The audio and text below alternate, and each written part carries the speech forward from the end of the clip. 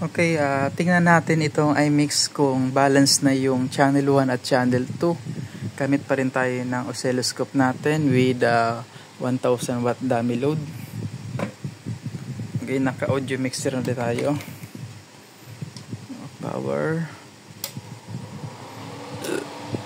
Tingnan natin.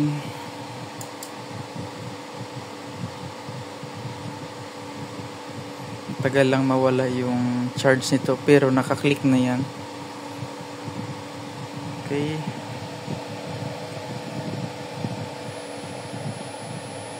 Okay.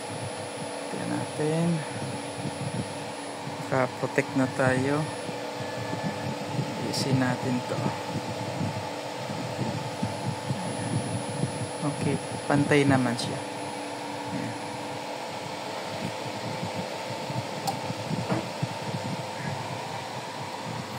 Tingnan natin.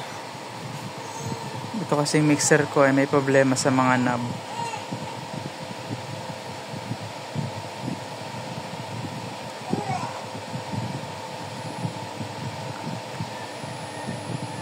Okay, pantay siya.